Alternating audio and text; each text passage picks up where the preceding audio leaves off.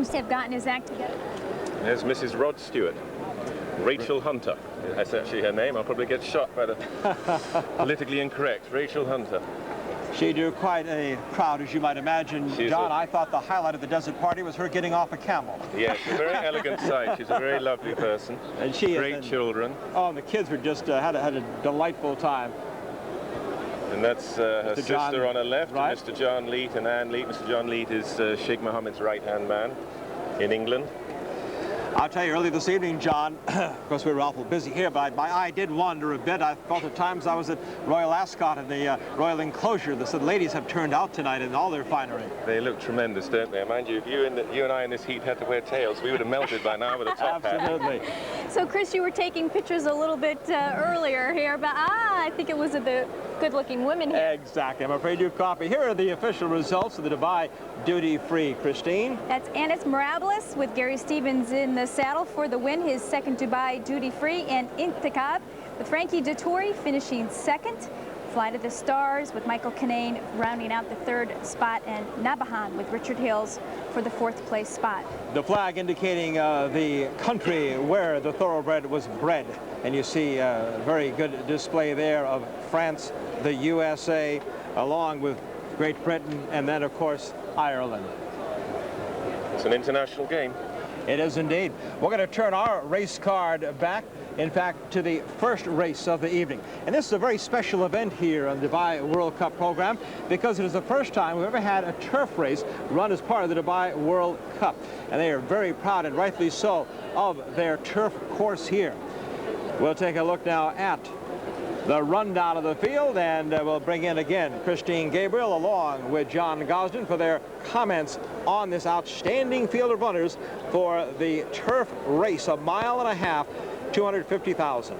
Yes, Chris, this is a brand new turf course. It's 2 years old, but they've only run one race on it, and it was Happy Valley with Frankie Dettori in the saddle for trainer Saeed bin Saur, and Frankie looking to make it 2 in a row in this particular race. Let's take a look at the field. Number 1 is Dahik.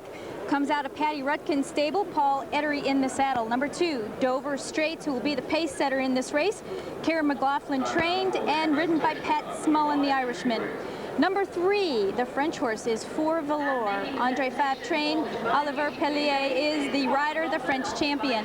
Number 4, Gordy with Dermot Weld. Michael Kinane in the saddle. Number 5 is Sheriff Kabir with Willie Supple up. Number 6, Emius with DJ O'Donoghue. Number 7 is Asolo with Karen Fallon in the saddle. Onward to number 8, Falak with the U.S. champion, Jerry Bailey in the saddle. He's the 2-time World Cup winner. Number 9, Intiyati with Richard Hills in the saddle. Number 10, King Sound, Gary Stevens. Yes, wouldn't he like one here? Number 11 is Maylane with Gary Hine in the saddle, coming out of the stable of Saeed bin Saur, who has 4 in this race. Number 12, St. Lawrence, a lightly raced maiden with Pat Ettery in the saddle. And number 13 is Stowaway. His last start was October 18th, a 4th place finish till Pilsudski with Frankie Dettori in the saddle. Well done, Christine. Let's get some comments now from John Gosden, too, as we talk a little bit about this field for the Jebel Ali Free Zone Authority and the Dubai Ports Authority Dubai Turf Classic. It's inaugural running here tonight. And John, some of your comments on the field. Well, the amusing thing to watch was the horse Maylane, who's always very naughty at the starting gate, and as usual, tried to turn right coming out and got himself left. Well, we're about set to go back earlier this evening, the first race of the evening, the call by Derek Thompson of the inaugural Dubai Turf Classic, a mile and a half. Here we go.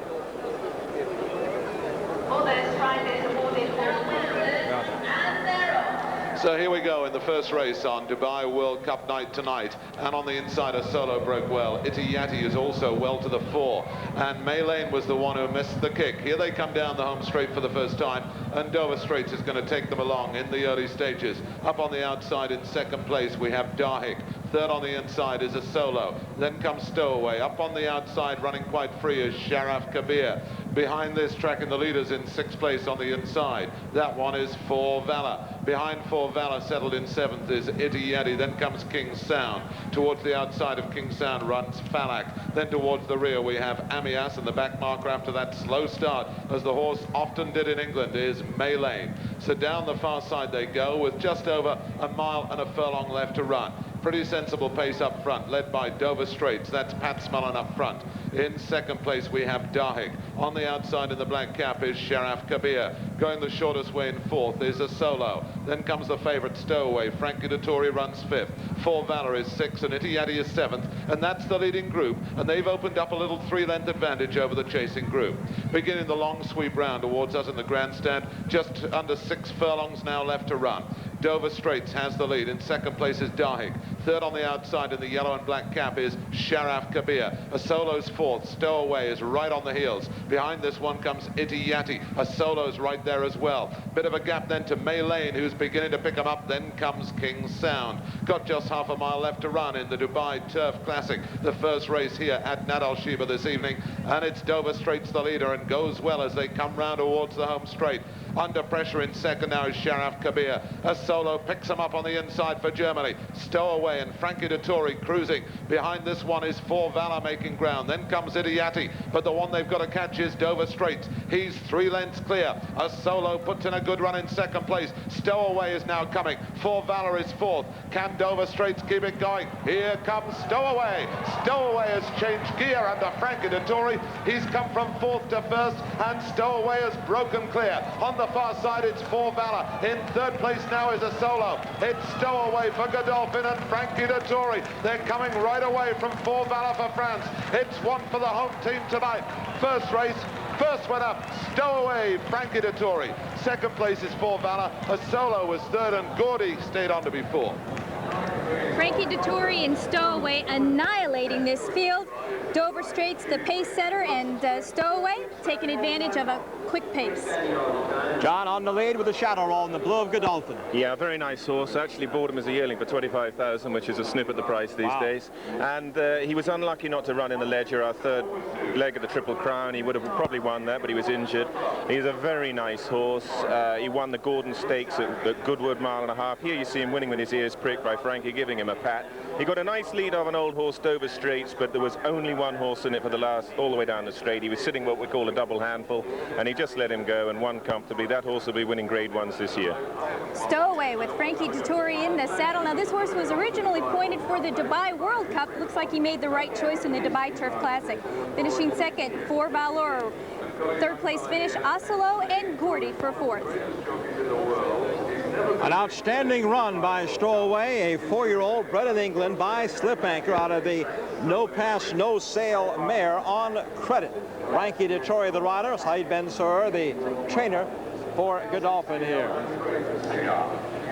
Very interesting point was that Michael Kinane came back from that race, having ridden on this turf course, the first major race ever on it, and was asked what he felt about the course. Now, he's champion jockey in Ireland. He said, it's the best turf course I've ever ridden on. Wow. And I said, would you repeat that? And he did, and I think that's as great a compliment as you can ever have.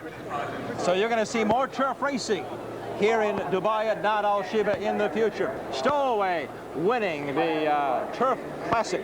Now let's go back a few moments earlier, the presentation ceremonies for our Dubai Duty Free. And again, it was a Godolphin show in the winner's enclosure. There you see the congratulations being made here. And the trophy to be presented for the Dubai Duty Free, the $500,000 prize, to Anis Mirabilis. Yes, that's an Arab dagger, and you don't argue with anyone who's got one of those. Lovely prize there, along with the check for $250,000. These currency prices we're using and the World Cup uses is, by the way, U.S. dollars is the currency used here in the international stage. So Anis Mirabilis winning for Godolphin. Earlier you saw Stowaway with the turf for Godolphin. Can Godolphin get the big triple here tonight? The big prize is yet to come, the World Cup. Well, I don't think it'd be very good manners if you finally got a Kentucky Derby winner to leave the shores of the United States and then you came here and turned him over. I don't think that'd be good manners. You know, there's so much being talked about that, Christine. Imagine since 1962, the last time a U.S. Kentucky Derby winner left U.S. soil. Kerry Back won the Roses in 1961 with old Jack Price, came over here and won, or not won, but ran back quite a ways in the arc of 62, but at least made the effort. Before that, you had to go back to Omaha. 1935, the first Triple Crown winner, 68 years.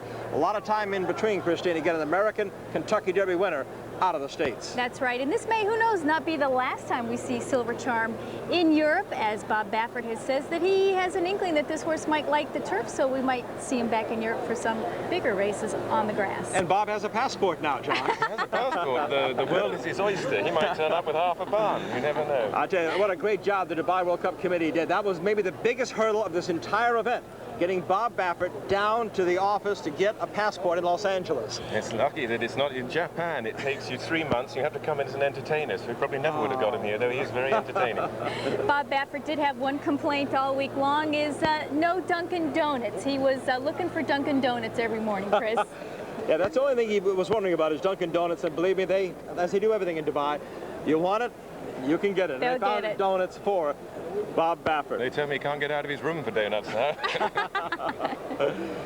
Well, one of the big stories, certainly of the Dubai World Cup, is that in the 2 runnings, only one man has known victory here as a jockey, and that's Jerry Bailey. We had a chance to visit with him earlier today, and we're going to start at the source of Jerry Bailey's power. You're looking at the hands of the only jockey ever to win the Dubai World Cup. He is 2 for 2 with Jerry Bailey, the American riding champion. The last 3 years, in fact, our Eclipse champion rider. Set another record last year with a tremendous season. Jerry, this has been your race, of course, the Great Cigar for the inaugural 1996.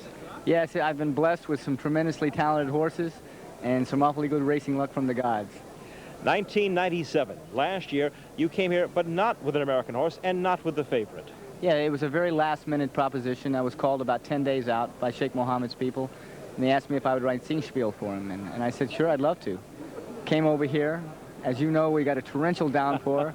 They canceled the race, so I went home. I remember that, yeah. Flew back to Florida, and on Sunday, actually the day I arrived in Florida, I got a phone call, and they said the race is back on for Thursday. So I went to New York, got a change of clothes, flew back here on Tuesday, and was able to win the race. It was worth the double trip. Let's take a look now at the 1997 Dubai World Cup. We'll have an aerial view for you. Here it is, a break from the start. It should be easy to follow Jerry Bailey in the colors of Sheikh Mohammed, the maroon, of course, and what helps us from an aerial view is that significant white star on top of that maroon helmet. Give us your position, the horses you're tracking now, Jerry, as we've just left the gate. Well, if you start from the center to the left, Siphon in the yellow is on the lead. I can't recall who's second, but Formal Gold from the U.S. is third. I'm directly behind them in fifth. There is another horse outside tracking.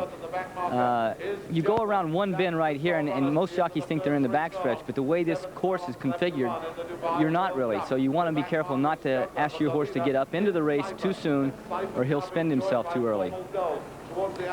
We'll take a look now, as remember, it's a 3/8 run from that back chute, of course, to the first turn. Right, we're still probably 7 furlongs from home right now, but everybody really is trying to get it in a position once they hit the turn, they don't have to move too much. I'm probably about 3 or 4 lengths from the lead right now, and Singspiel is giving me the feeling like he really wants to run. So I'm very confident at this point. I see other riders around me nudging their horse on the neck, encouraging him, and I know that they probably won't be very strong when we turn for home.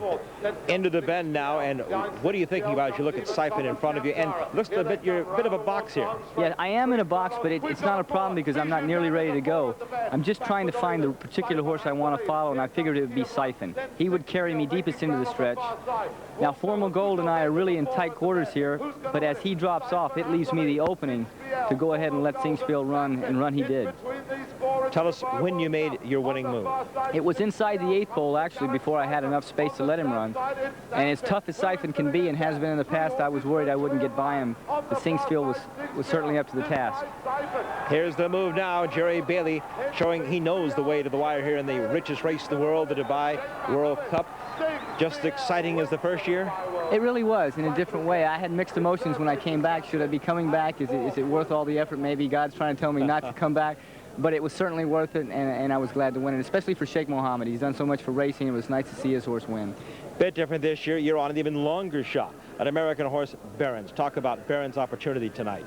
Barons is probably going to be third or fourth choice, and deservedly so. But on a given day, and on his best day, he can be very tough, as he showed in the Pegasus at the Meadowlands. He beat Touch Gold last year, who you know won the Belmont Stakes, and beat Silver Charm in the process. But Silver Charm has had a couple of outstanding races this year. He's the favorite, and probably should be. And even Malik from the U.S., who won the Santa Anita Handicap, will be tough. So at best, I think Barons will be third or fourth choice, and I'll need some luck to win. Well, Jerry Bailey doesn't need a whole lot of luck because he's that good. The only man who's ever won the Dubai World Cup. They give a gold whip, a riding crop, a gold with jewels in it to the winning jockey. Jerry Bailey has owned both those. I'm sure he'd like to have another one. Jerry, all the best. Safe ride tonight. Thanks, Chris. Jerry Bailey will be coming out soon in the colors for Barons, who's mounted in the Dubai World Cup. Let's give you another look now at the runners. 10 drew in. Earnings combined of more than $15 million. We had one declared today. They represent North America, South America, Europe, and Japan. Here's the field for the 1998 Dubai World Cup.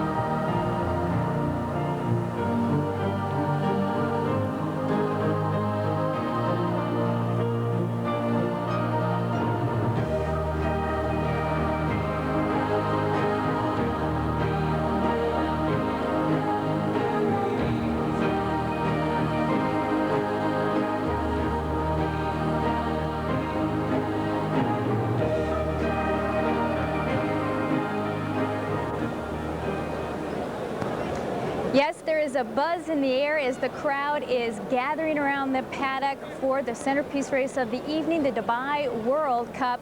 And even though there is no pari-mutuel wagering here in Dubai, yes, it takes place in other places around the country. And Mike Dillon, the odds maker for Ladbroke, I've been watching him all week long. He's been living on the telephone. A lot of activity going on around this race. Tell us about it. Well, very much so. You'd expect that for the richest race in the world. And from an odds maker's point of view, it was fairly easy to do the line on this race because we've got Silver Charm, who's very close to being a Triple Crown winner. He's a 1.25 mile dirt horse, you know, he's a professional dirt horse against a lot of grass horses, and I installed him as the even money favourite as soon as the field was announced.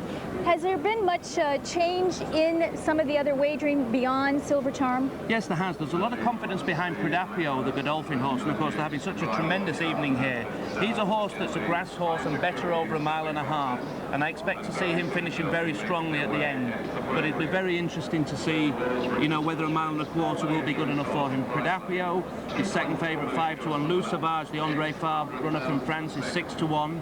Behrens, the other American runner, is 6-1. And Borgia, the German mare, there's been a lot of support for her. I put her in at 14-1 first of all, and she's been backed into 10. Of course, she was second in the Prix de l'Arc de Triomphe and ran with great credit at Hollywood Park in the Breeders' Cup Turf last December. Swain, we've got in at 12-1. Malik, the third American contender's 14-1, and Lusso, who's a well-travelled horse around the world, won in Hong Kong recently, is 33-1. And the outsider of all the field is Kyoto Sisi at 100-1. Let's talk about Predapio, who runs well off of layups, especially with Frankie Dettori in the saddle. Well, I mean, he's such a tremendous jockey, Dettori. He's the darling of all the English punters, and he's getting to be known worldwide now. He won a Grade 2 in California last weekend. He's a tremendous jockey, and this horse is a very good horse, and he's been training very well on the dirt. I've been watching him here, and he's really taken to the dirt very well. Of course, I only know him really as a turf runner, but if he adapts in the race and he adapts to the kickback of the sand, he's got to be there with a shout. And number 4 is Barons from the United States, trained by James Bond, ridden by Jerry Bailey. Oh yes, success on his back. Absolutely. I mean, he's a very interesting horse. I loved this horse last autumn, and I was really disappointed with the way the horse ran in the Breeders' Cup Classic.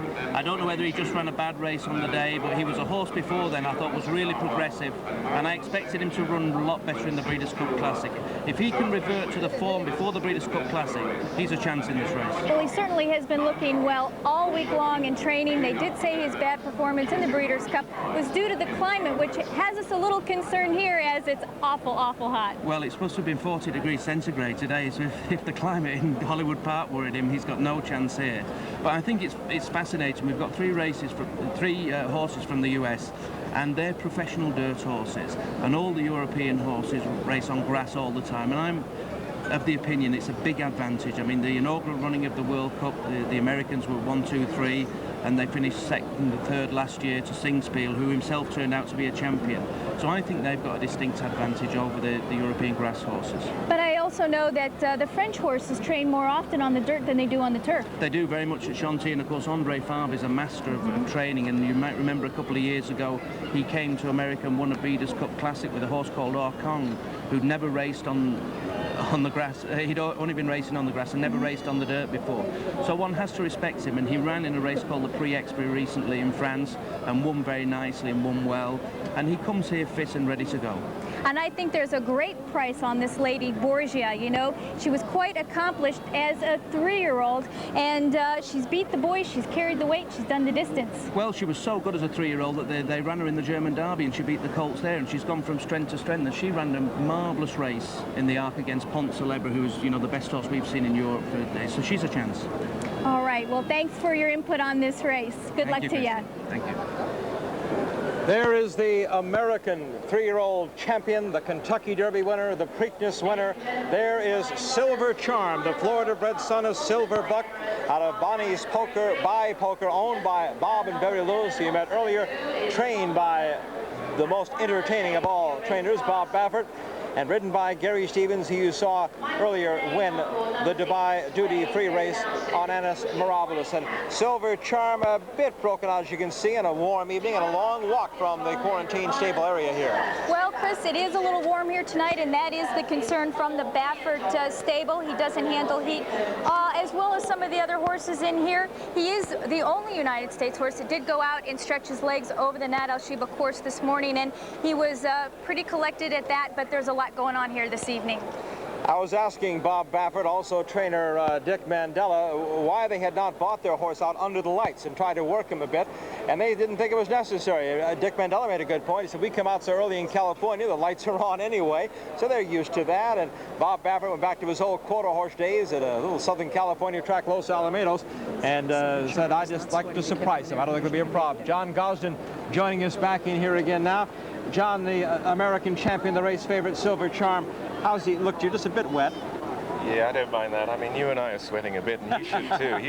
We're not athletes, of course, but he looks very relaxed to me. I think that's the great thing. I love to see a horse walk around the place like he's owning it. Is pricked, alert.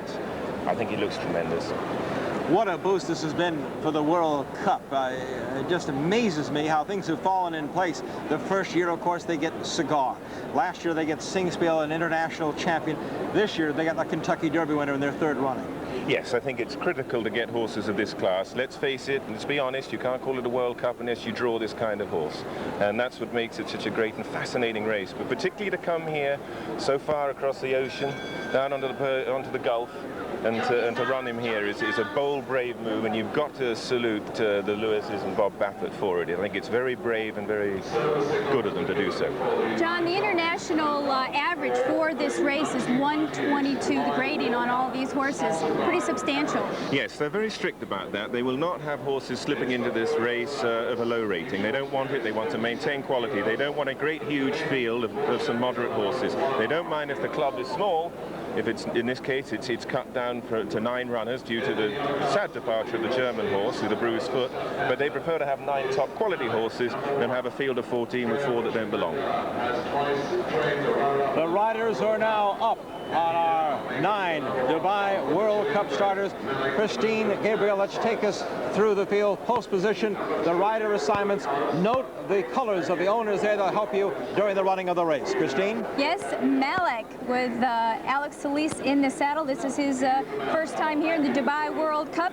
Pradapio coming out of the stable of Saeed Bin Sayer with Frankie Dettori in the saddle. Number 3 is Lusso at the odds of 25-1. Clyde Britton trained. He's made an appearance in every Dubai World Cup. Pat Ettery in the saddle. Number 4 is Barons, the 5-horse Kyoto City, the Japanese representative, with Mikio Matsunaga in the saddle. Number 6 is Swain with Michael Kinane in the saddle. Number 8, Borgia, the filly, 4-year-old filly, quite accomplished, and she has the champion jockey Kieran Fallon in the saddle. Number 9, Loup Sauvage, trained by Andre Fabre, Oliver Pellier in the saddle. And number 10, yes, the favored one, Silver Charm, with Gary Stevens in the saddle, trained by Bob Baffert. There's the field for the 1998 Dubai World Cup. Our conditions of racing again, thoroughbreds 4 and up. The distance, 1.25 miles, 2,000 meters, 10 furlongs, if you will. And there is the only man, as Christine mentioned, who's ever won this race, Jerry Bailey, in the colors of the Cliftons, who own Barons. Almost picked off the Grade 1 Travers Stakes last summer, just lost that in a photo, the deputy commander, and of course scored in the Pegasus Stakes. Michael Kinane again, one of the outstanding riders of the world, and Michael looking for some success in this big race. He's won almost every big race in the world. He's on Swain in the Godolphin colors. Take a look at the 5 there as he comes by Kyoto City, and that is the longest price here. The Japanese themselves earlier in the week, John, said they'd love to see a 6th or a 7th. They'd be pleased with that. Well, I think it's very noble of them to come. Yes, he's won about 11 of his 43 starts, but you have to admit they've been at Grade 2 and Grade 3 level. But I think it's very keen that the Japanese, who've been, let's face it, sometimes protectionist, open up and come here. I think it's good. The more international racing we have, the healthier it is for the business. And of course, I love a horse that's 100-1, and in his career, you look and he's won over $4 million. Well, the prize money in Japan is phenomenal. Incredible, isn't it? Yeah, it really is. They're $60,000 for a maiden race, and it's the only place where owners are guaranteed a profit if the horse gets to the track. Great racing country. Mikio Matsunaga is the rider. As you see, breaking off there, Pradapio under Frankie Dettori gets out of the walking ring first. They let him go early. Yes, Pradapio, he won under Gary Stevens, probably one of the greatest rides I've seen in England. He won the Hardwick Stakes to defeat Pilsudski, a stunning race in the driving rain. Gary looked like he was beaten, picked his horse up and just carried him over the line and won by a neck.